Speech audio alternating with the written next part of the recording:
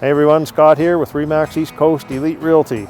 You're going to love this episode of Hometown Proud. I'm standing in front of the Harvey Healthcare Center, and we're going to talk to a gentleman that is very heavily involved, not only as a family physician, but as a director with the community network here.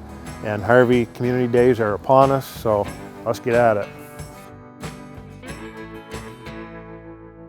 Good morning everyone. We are inside of the office of a gentleman sitting here next to me.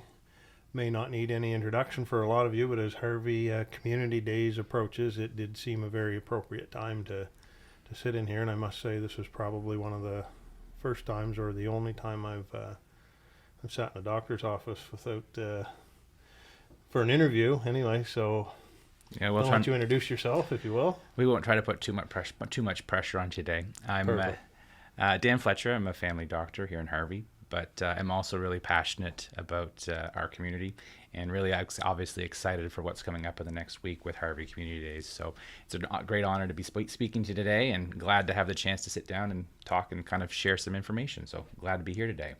That's awesome. Yeah, spit and sputter. It's all part of the interview. So what is your, aside from physician, what is your actual title or involvement with the community? Harvey Community Network is on your shirt. Yeah, so Harvey Community Network is what actually leads for Harvey Community Days. So we're the kind of organizing body. We have a board of 15 members, which have met multiple times in the recent weeks. We're really hard at planning our schedule, trying to figure out that whole kind of making a Tuesday to a Sunday event that's run almost exclusively with volunteers, make it come together. So it's, I might be the person talking today, but there's many people in the background that put in countless hours to kind of make this a possibility. And I think the really nice thing about Harvey Community Days is that it's not a one organization effort. Sure, Harvey Community Network definitely is the flagship kind of driving the organization and the efforts, but we wouldn't be able to do it without all the other community organizations that we have. So I'm fortunate to be involved with the Harvey Community Hospital Foundation. We'll have lots of volunteers helping out with that this week, throughout the week and on the weekend. Harvey Rural Community Center, we're using that facility. I'm part of that board, and we're really passionate. We have community people who are really passionate about recreation, so they're going to be helping out. The Lions Club, of course, is a huge contributor in many ways in our community, and I know you've already spoken to them, I believe, and it's nice to their Chase the Ace, which is being run with the Harvey Curling Club, is featured in our event as well. So they'll be at multiple things. They run our bingo. They run another bingo on our Saturday during our biggest day of the week. So all of those organizations and many others, and I'm not maybe mentioning them all, but it's, like I say, many volunteers make it an effort, and something that we're really proud of as a community. For sure, and that's been, these community days have been ongoing for a long time before you and I guess. Well, at least before me. Before you. Maybe not me. I don't know. We won't go down that road. It's 1945, so actually this would be 80th anniversary of our first community days this year. So cool. It is a little bit before your time. It is. Okay. Yeah, a little bit. So I mean, this year we're excited, and it is something that over the years has, it's changed. We've adjusted. We've been at the rec center for many years doing our event. We've increased our number of events that we're doing at the lakeshore, because that really is another kind of key corner spot of our community that we're proud of. And we do try to kind of spread ourselves out to the entire community, because, as we're now the Harvey Rural Community, while the former village is the center, kind of the spoke in the middle of the entire wheel of the community, it really does bring everybody together. And I mean, whether you're from Macadavie or Prince William, or from Tweedside or Newmarket, all of those people are participating. Some of them are volunteering, and it's all in the main purpose of Harvey Community Days, which we always make sure people know, is the money we raise goes back to our community. So each November we'll have a grant meeting where community organizations, schools, they submit a request, whether it be, an example would be school breakfast program at the elementary school. If they need funding, well, that's part of what we give out grants for. So everything we raise goes immediately back towards. So it's not, it's very targeted to our community. So it's not just an event for fun, it's an event to also be able to contribute back to the community. Right. Amazing. Awesome stuff. For those that are unfamiliar, just give us a few. What are some of the events? What are some of the things that will be on the calendar for Harvey Community Days? So first thing I guess I would always make sure I direct people to is we do have our own website, which we really try to keep up to date. So harveycommunitydays.com would be our full, we have a good schedule all there. Starting on Tuesday, it's kind of an exciting thing. We always try to change it every year. So this year we've started with a pub choir. So we have a couple of gentlemen who are coming out to lead us at the barn at Harvey View Farm, and they're going to lead a group in learning how to do a choir song. So I don't exactly sure which songs they've picked, but anyone from the community can show up, whether you can sing or you can't sing. There's no pressure on that, but they'll break into different, whether you're an alto or soprano or bass, whatever you may be, trying to lead that whole group into a fun event. It's an opportunity to kind of socialize with the community members and to do something that's kind of special. So that's what we're starting with. That's new this year. So that's Alicia Little is of the Littles of Beverly Little, obviously heavily involved with music in the community. And so she kind of came up with this idea. She's seen it work in Fredericton, of course. And so she's bringing that to us. So she's really our big entertainment lead, and she's the person that kind of always has big ideas and brings things forward. So we're really excited for that. That's kind of our new Tuesday event. And then we roll into the rest of the week. Wednesday, we have the Lions Club. Like I mentioned, it leads our big bingo, which is it's always a good opportunity. I'm always amazed how many people love bingo. It's great. They like to try their odds. You've got those people with the 15 bingo cards and they don't want to talk to anybody and they've got their 10 jobbers going all at once. I can barely manage a card, but some people are pros at it. So that's Wednesday. Thursday, we're actually very fortunate to work with the Lions Club again because we're doing our wing night. Davis Boucher has kind of always been our big guy for wings, and we'll be doing that again. So that's a partnership with the Lions Club and the Curling Club. And we also have our teen movie night on the Thursday. And then it really starts to roll into the weekend where everything kind of starts. And the really exciting thing this year is we've actually started what we call a night market. So similar to some of the concepts you may have seen downtown Fredericton with the Thursday night market, having food options, having vendors up, music playing, and maybe having people want to have a little drink, that sort of a concept. So we're going to do the same thing. So all along the lakefront, we're actually going to have the road closed this year. So along Route 636, leading from Smith Store all the way to kind of where the Grieve Trail is, that stretch will be all open. So we'll have 5 or 6 food vendors basically on the roadway. So it'll be all safe to walk on. We're pushing 30 vendors selling presenting their whether they may be crafts or community organizations that want to promote themselves. That'll be all kind of on the field itself at Taylor Field. We have the Bad Manners, local Harvey band is going to be playing during that time. And then we have Big Fiddle and OG Ales will be present with a bar kind of in a targeted area. Not that we want this to be something that's all about alcohol, but if we want to have a drink and enjoy that while you're looking at the lake and looking at everything that's going on, we have that in a tented area. So all of that sort of stuff kind of pieced together, along with we're partnering with the Harvey Community Library. They're going to have activities there for kids. So it's supposed to be like a 5:30 to 9 sort of event leading up to our big fireworks. So in the past, we've kind of just had people show up, we do the fireworks and people leave. This year we said, well, let's make it something special. Let's do an event where there's lots of opportunity to kind of browse, to socialize with everybody in the community, and then wait till we load a whole bunch of fireworks thanks to Sky Designs. So that takes us into Friday. So I'm almost done the schedule, but that's the first part of it for sure. That sounds like a heck of a lot of good reasons for anybody to get out here and check out the Harvey Community Days. That's a busy schedule, a little bit of something for everybody. Yeah, and that's what we really try to do, is we try to make sure that there's an opportunity for, young, not so young, to have their chances to do what they like, whether you're into athletics, whether you enjoy socializing, whether you enjoy singing, whether you just want to take stuff in. There's something for everybody, even during the week. So we try to make sure that's all, opportunity for everybody. So you're going to take part in the singing on Tuesday? I'll probably go and make sure that everybody else is doing okay, but we'll see. So for all those shower singers out there, come on, give it a try. Yeah, right? And then the nice thing about a choir is I'm sure I remember people in school where the music teacher might have said, well, you just mouth the words, right? So if you want to go and participate and maybe your mouth is moving well, but the words aren't actually coming out, that's great. But we want you to sing. We actually want everybody to sing. So it's meant to be fun. It's not a competition. It's not meant to be anything to make people feel nervous about singing. It's meant to be an opportunity to have a good time. Yeah. So I think music brings a lot of people together. So No, it's it a great, does. great Absolutely. opportunity. Sounds like a lot of fun. Yeah. So it's pretty obvious. I mean, you're very passionately driven for the community Mhm. and all that. But given the landscape of where we are, let's just back it up and find out a little bit more about yourself. Mhm. You're a local boy. Yeah, yeah. I was when I went to medical school in Newfoundland, and back in the, well, geez, that's almost 20 years ago now. But I had the opportunity. Dr. Olmsted was the physician that was practicing here. He's a family doctor who's been retired for a little bit now. Mm-hmm. He reached out to me after I was finishing medical school, and he said, what are you thinking? What are you planning to do? And I said, well, I'd love to be a family doctor, and sure, I'd love to come back if I could. And so he was kind enough. He kept working for a couple extra years while I was finishing up, and then we kind of transitioned together, where I took a chunk of his patients, and he kind of helped me out for the first 6 to 12 months, and then I took over. So I've been here now for 13 years.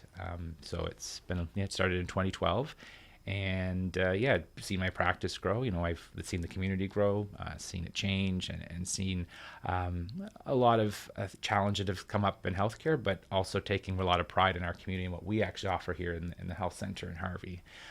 We're really fortunate. We have two physicians, so myself and Dr. DeYoung, as well as two excellent nurse practitioners, Nancy Oxner and a new nurse practitioner, Gina McMurtry. So our community is very fortunate in the sense that every person at this point in time, if they want to have a provider, has access to a provider. So in terms of being on the New Brunswick wait list for providers, for a primary care provider, we're like under, I assume we'd be under 50, under 10. Like it's very, everybody has access. So it doesn't mean everything's perfect, but it does mean that really if someone needs a provider and they need to access someone, they have that person. So I have 1,400 patients. Dr. DeYoung has a similar number. She's been building her roster, and the two nurse practitioners kind of have that remaining group of patients to kind of cover the population area of 3,500 to 4,000 people that are in the Harvey Rural Community now. So we're fortunate to have that, and we're fortunate to have a great additional staff, whether it be our nursing staff that takes the lead on our blood work, wound care, assessing patients and making sure that patients have access via the phone to call at any time when we're open. That's great services. We have our imaging with our radiology technologist, physio, diabetic nurse, social worker. We have a lot of services that we're proud of, and that sometimes you would think that in a rural community you might have access to less things, but the reality is actually we often have, our patients have access to more.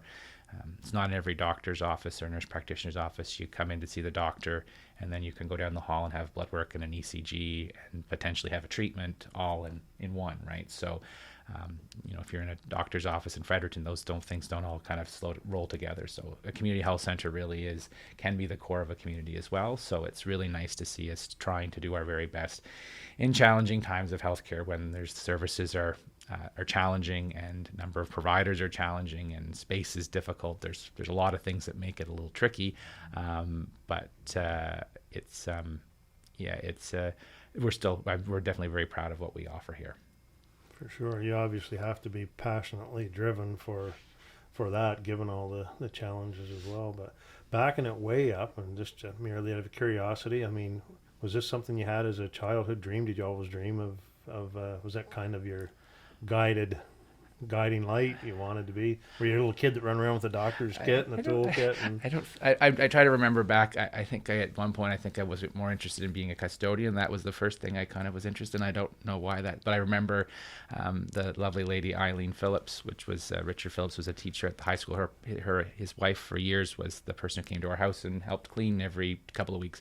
And for some reason that was very interesting to me. But over time that changed. I remember I never was 100% committed to anything, because I think that can be a challenge for individuals, especially when you are, when you're in high school and people are saying, well, what are you going to do? And then it's all this pressure that it puts on everybody to figure it out when you're 18 years old, that you're going to know what you're going to do for a job.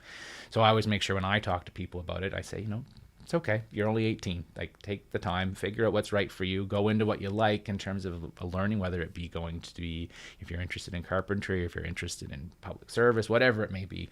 Go down that road. If it's not the road that's right for you, you have time to turn around. I mean, I kind of went straight down the pathway because it worked out that way. But no, I went into science because I like science. So I went to UMB, and then as I went along, I did well enough that I thought, sure, let's go down this road. My grandfather was the general practitioner in Harvey for many years. He was maybe a little bit more of a character than I am. Yeah, so seeing him and hearing the stories, like people, I didn't really get to know my grandfather. He died when I was just an infant. So it was hearing people talk about him, hearing that kind of the way that people felt about him, the things they would say, kind of it definitely brought that kind of passion or kind of the excitement about what you can be in a rural community as a provider. It's a little, sometimes you can be a little bit of I don't know if you call it a big fish in a small pond, or whatever how you want to describe it. But the amount of impact that he had on other individuals through his providing of care to them in a way that we don't do today, when he was available 24/7.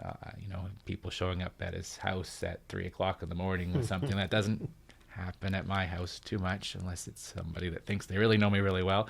But that sort of the stories that I would have and all that stuff that came back, it really kind of honed in on the fact that I always thought it was kind of a cool concept. So I always, especially when I got into university, I kind of really thought I always wanted to come back and do this sort of thing as a family doctor, and it worked out. I did medical school, like I said, in Newfoundland, came back, did residency in Fredericton, and then started here. So yeah, not a childhood dream, but something I'd always thought about. And we definitely, in our family, have a lot of healthcare providers. I've got a cousin that's a physician. Obviously my cousin is a nurse. We have lots of teachers. So we have a lot of people, I think, that enjoy service and enjoy in terms of helping others. So definitely something that our family, as the Fletcher family in particular, is passionate about. Sort of like carrying on the family tradition, I guess, right? Yeah. Just following down the path. Yep, it's neat to see, even and when you come in every day, my grandfather's picture's right there. So Yeah, how cool that's kind of neat to see that for sure. So it kind of sounds like you've ended up in the place where you're meant to be. Yeah, you always, life can always change, of course, but yeah, I definitely wouldn't. I don't think I would have been able to have the other impacts that we've had, because I think what you can take as a healthcare provider, and as often as a doctor, is that people look to you for leadership. And if you want to be that person, you can be, right? People can they can leave their professional life, and that's what they do in terms of leadership. Or you can use that, comfort with making decisions, comfort with leading a group. And I think that's what I've really has built over time with myself, is to help other individuals in terms of all of our goals as a community. So I'm really, passionate about the area and passionate about making sure that we're, have as much opportunity here, and that we are, work as well together as we can, because rural communities often are not financially gifted, but they are gifted in terms of volunteers and passion. So it's nice to see that we try to really work hard on that sort of stuff. So that's, I think, has really grown over the time that I've, particularly the time I've been here, but that's based on a tradition from the past. And we keep building on that volunteerism and passion about our community. I would say, based on my experience from doing these series of hometown videos, there's something that's just very apparent every time we sit down with someone. It's just that sense of community and involvement, and that seems to be a level of continuity amongst everybody. It's just the community spirit, and it's great. For sure. And I think that comes from, I think that positive begets positive. I think negative can beget negative too. So communities can also veer very negative at times, especially if community members start to go that direction. So I think that positivity often can win as long as positivity is there. And if there's a vacuum, which sometimes happens in small places, people get tired, people burn out, the bottom can fall out. But we've been very fortunate over the years to have, I think of the people that I volunteer with on a regular basis. Thinking of recently for Harvey Community Network, each year we do a Unsung Volunteer Award. And this year we recognized Carol Whitaker and Marilyn Wood. So Nice. And they're both in their 80s, and they both still do everything. So that's, is someone who's in their 80s still contributing to, they're going to help with they always help with the fish pond. So they'll be here this year on Saturday as well. That's always great to see. So that volunteers. And then we have high school students helping, right? So you have youth helping, you have middle-aged people, you have people who have kids, people who don't have kids, you have all that demographic,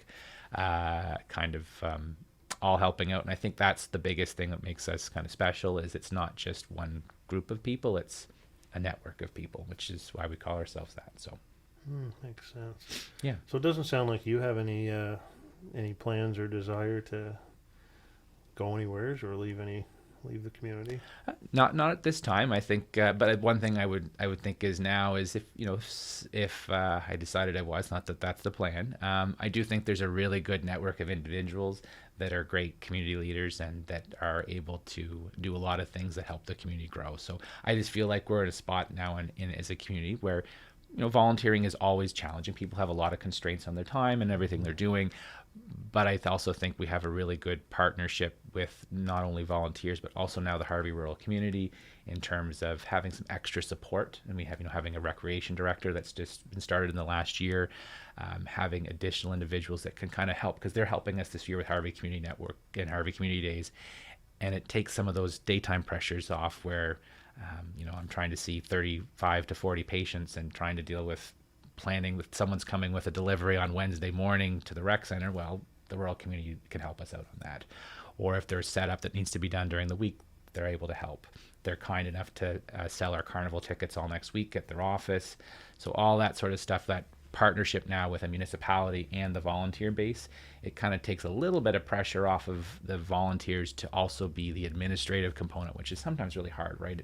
It's not so bad to show up for 2 hours and flip pancakes at a breakfast, or to volunteer and sell tickets or whatever it may be.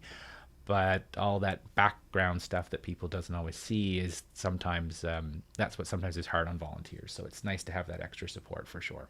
And I know their rural community is wonderful to work at from that perspective. Yeah, there's a ton of volunteers involved with a lot of different things in the community. Mm-hmm. So as far as there's been a lot of different moving parts to the, over the years of the Harvey Rural Community. I assume you take that as being a good thing, the direction that we're moving. Yeah, I mean, I always have been, the village of Harvey for a long time had to try to be the beacon for communication, for accessing grants, for trying to develop things, but they really were limited. It was a very small area, population of like 350 people. And I understand that some people, it's particularly as we see, when we amalgamate and we have a larger area, some people like their independence, and sometimes when they feel a municipal government is more carefully maybe looking at it, I understand why people are hesitant, and I respect that. I think it's important to understand why individuals maybe have some reasons to not always be comfortable with change. But I think overall, and I don't live in the village, and never had, but I always did lots of stuff. The way that now we can go all the way from Brockway to Newmarket to Prince William, and we have increased access for an ability to apply for funding, right? So if we want to do something in Prince William, whatever it may be, whether it to be to improve their hall that they have there, well, now you have a municipal government behind you that could potentially help you apply for stuff, right? Or maybe able to find funding, because you have people who, instead of trying to do everything as a volunteer, you have people that actually are paid to be helping with these sort of things. So I just think to me, it's an overall win by a mile in terms of what we have able to now do as a rural community. Increase services in terms of individuals who can help, increased ability for the municipality to access grants and funding, even just the amount of the ability of for example, I know with gas taxes, I don't know if that's the proper term for it, but instead of drawing just a gas tax to fund out of a $350 or 350 person population, you now have a large one that can be used to try and improve and make things better, whether it be like they've done with improving access at Ormucto Lake, and I know they're trying to do that in different areas as well.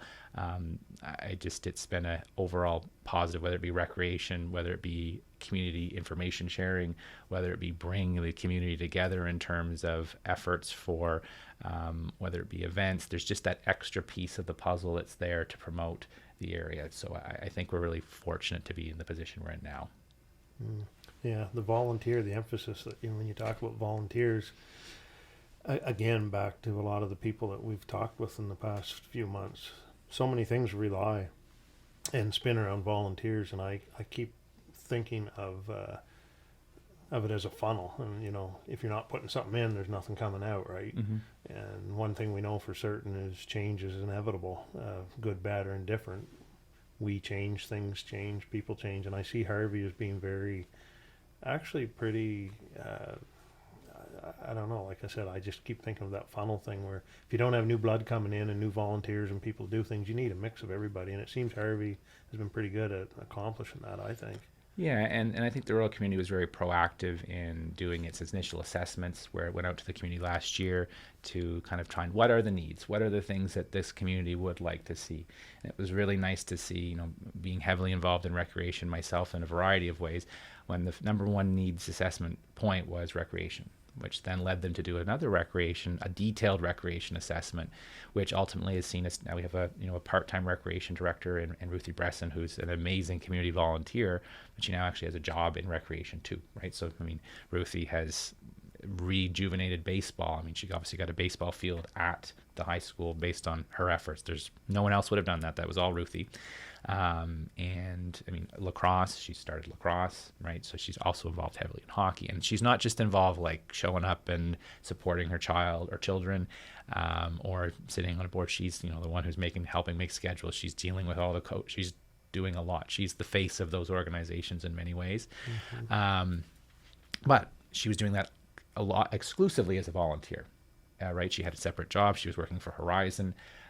It's really nice now that 25 hours, I think she puts a lot more than that, but she can focus on some things that are recreation for the community, not specifically those topics, but in a general sense.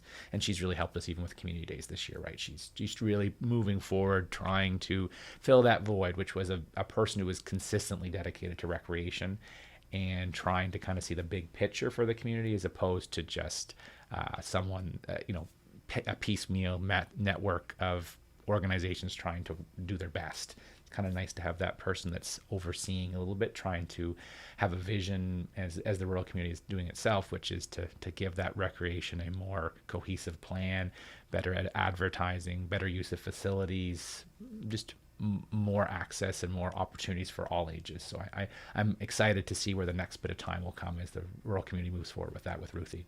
Well, one thing we know for sure, there's certain things that communities need, and volunteers are one of them. People, doctors, we need them. So I think it's amazing. So as the community days are coming up, the weather forecast is looking fantastic.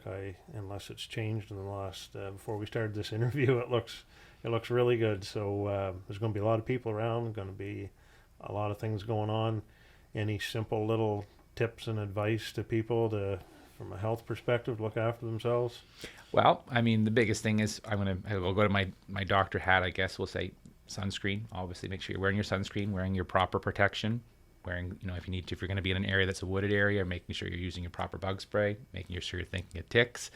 Those are all things that can happen. Hopefully not so much where we're going to be there on the grounds, but everybody's out doing things, which is great, but it's important to be protected in those times. So I think that's really, a key thing. The other thing I would really make sure I emphasize to people is that we do have good information on the Rural Community website, but particularly on harveycommunitydays.com with full schedule, which includes maps. So maps of where parking opportunities are for bigger events. So this Friday with the fireworks, we have a map that lays out all the opportunities for parking. It also lays out where there's accessible parking. And then into the Saturday with Carnival and all of our other things, we have that big day. We also have a venue map for the rec center. We have a venue map for all the parking opportunities. So that's all there. So go look. And, also on our Facebook, we really try to do a good job of pushing and making sure we share updates as they happen. So we have a good group of individuals that have good social media presence and help us to share information as we go forward, so that people, if something's changing, if the weather's not cooperating, that people aren't left questioning. We're kind of clear and people know where to go to find that information. Nice.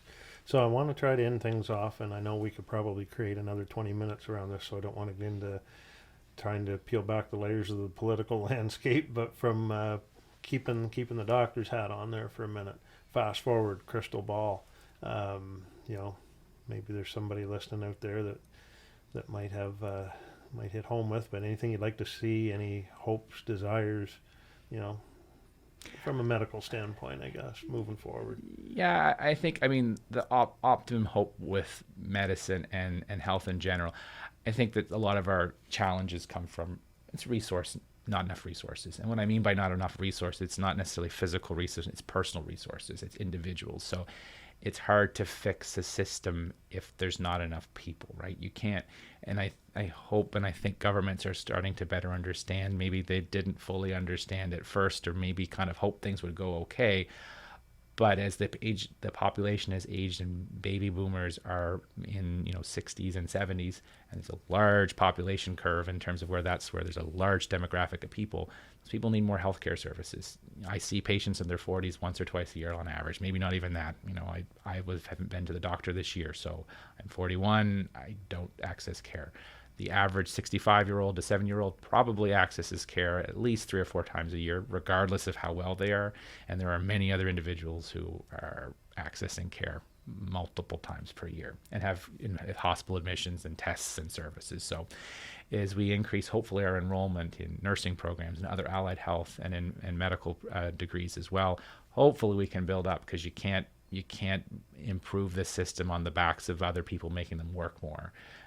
I know that a lot of the time people think it's about money makes everything better. Well, it doesn't. If you're making money and you're not happy because you don't like your job, it doesn't matter, right? So yes, money, it's nice to be respected for what you do, but it doesn't make everything better if someone expects you to work 80 hours a week, or to come in all the time and do extra overtime or whatever it may be in a hospital setting for nurses or other staff. So I think until we have enough people, nothing will fix itself. You need to have more people more than anything, and you need innovative thoughts on how you can change how you provide services.